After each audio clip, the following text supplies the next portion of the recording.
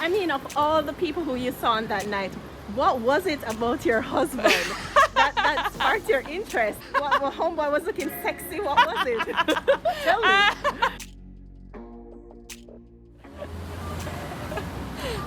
Okay, so I'm going to tell you about how I met my husband. Yes. I met my husband about 4.5 years ago.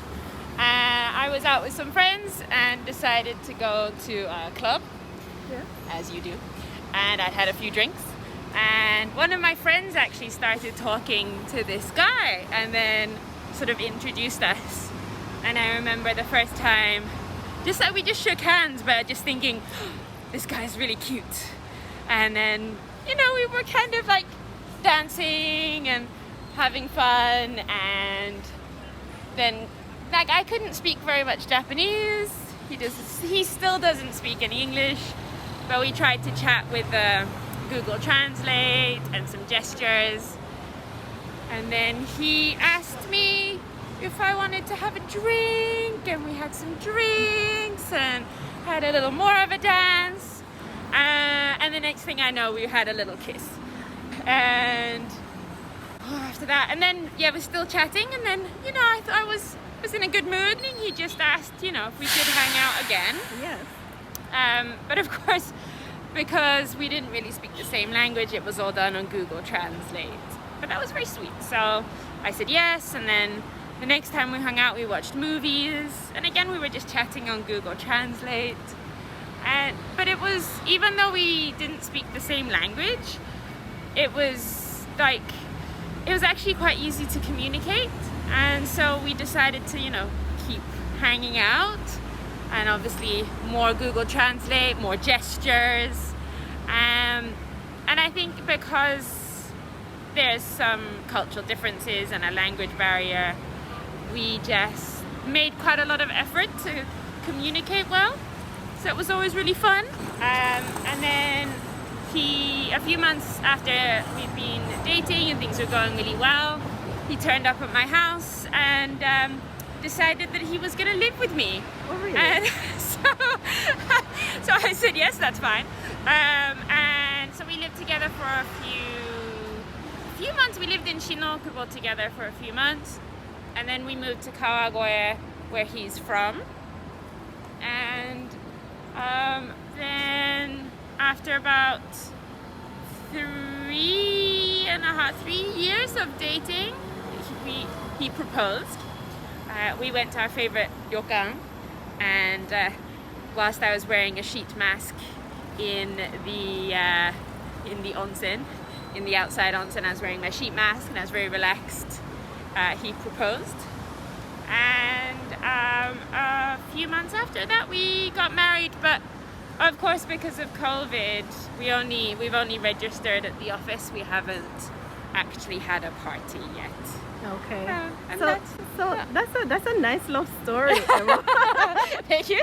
Everyone, you know, wondering what dating is like in Japan. Yes. So the question I have for you, like when you were younger, Yes.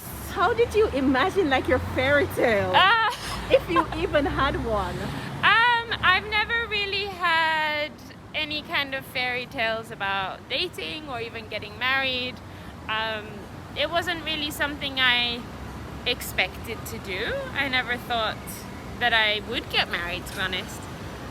So yeah, it's all very sudden and nice, kind of, yeah, different from what I expected, but very happy. Okay. Mm. And I can imagine when you decided to travel to Japan, how long have you been here? I've been here 5 years now. 5 years. And when you were traveling to Japan, did Yeah. you ever imagine that marriage and love would have been in the question? No, I mean, of course, when I moved here, I wanted to, you know, date people and, you know, because there's a good chance to maybe meet some new interesting people. But I never imagined that I would get married and end up staying here for as long as I have. But, you know, it's still good, fun thing, different from what I expected. Yes, and Yeah. life definitely happened. Yes. Okay, so take me back to the club now. Oh, okay. As I'm trying to understand what happened in the Okay. club. Where was the club? The club, it actually doesn't exist anymore, but it's called Gas Panic. And they had one in Noppongi and one in Shibuya, but they're both closed down now. Okay. And it's definitely like a grotty kind of club. It's not, a really nice place. I think to meet someone there and then get married is probably quite unusual. Right. Yeah. So, I mean, of all the people who you saw on that night, what was it about your husband that sparked your interest? Well, homeboy was looking sexy. What was it? Tell me. He looked a little bit different from how the other guys looked because he had braids at the time. Okay. He actually has dreads now. Okay. Which is not that common for Japanese guys. Yes. So I think that stood out. And then he just had a really nice smile. And he has really beautiful eyes.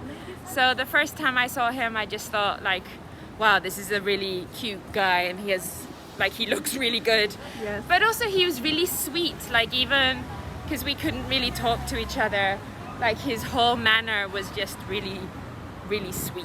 Really sweet. Yeah. Okay. So about the dancing, what Yes. kind of dancing did you do? Tell me, was it like a little boogie down in the club? I think it was a little bit of, drunken jamming. When you're just like messing around and having fun. I wouldn't say it was very good dancing. Okay. But he'd been so sweet the whole night, and there was no kind of weirdness or sleaziness. And so obviously I'd had a few drinks. Yes. So I let my guard down a little. Okay. And it turned out to be a very good decision. Okay, definitely. But I mean, when it comes on to dating and love and Yes. marriage, I don't think there is any one set rule that works for everyone. Yeah. There are different ways to meet people. There are different ways to fall in love. Yes. But just when you think about Japan, like persons who are coming here expecting to meet someone, any advice, missus, that you could give?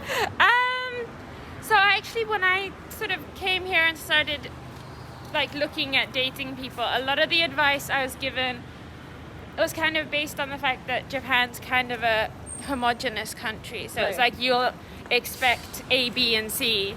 And I found that when I actually met someone, he wasn't at all like I'd been told Japanese guys would be. Right. And all those particular things like how it would go, it was very different from that. So I would say don't get hung up on like stereotypes and generalizations about how things are, because people are going to be really different than that, especially the guys or girls who are more interested in perhaps dating international people are probably not going to be how you expect people to be. So I think don't get hung up on that. And because there's difference in communication and culture,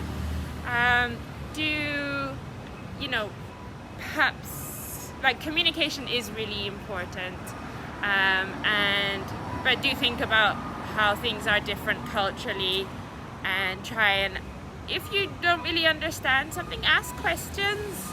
Tell them that you don't really know how something works, because I remember in the beginning with my husband, sometimes I wouldn't be sure if I should read into a situation or if his words meant more than what he was saying, or if there was something else. So, ask questions and share your feelings, and don't make assumptions. Don't make assumptions. But most of all, have fun. Like, meet new people and have fun.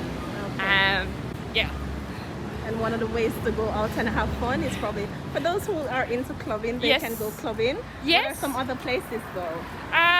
So obviously now, like, online dating, internet dating is more popular than it used to be. So I think that's a great place to try as well. And like try meetup events. Yes. Maybe not necessarily the events made for international meetups, because they can feel that there's a little bit of pressure. Yes. But maybe join just like an art group or a hiking group where there's a mix of people and get to know each other there. Or there's like language exchange. I know some people that met through language exchange. Yeah, and that's really big here in Japan. Yeah, for sure. So, yeah. So do those things, guys. But we want to say as well, be sure to exercise caution. Oh, yes. Yeah, be careful. Be careful. Yeah, so do be careful. This just happened to turn out good in my case. And of course, there are some negative associations with clubbing in Japan, but and perhaps some of the people that you meet there will be a little bit more maybe of the player style. Yeah. But again, you never know. See, I never expected this to happen, so you never know. Yes. So in relation to Japan and living here, I know it's been 5 years. Yes. But any plans? Are you planning to stay here long term or? I don't have any plans. Just going with the flow, but probably be here for the foreseeable future, at least. Future. Yeah. So Japan is home, your second home. I guess so, yes. My second home. Or third home. I don't know. I want to thank you so much, Emma, for sharing your story with us today. Thank you. Thank you very much. Okay.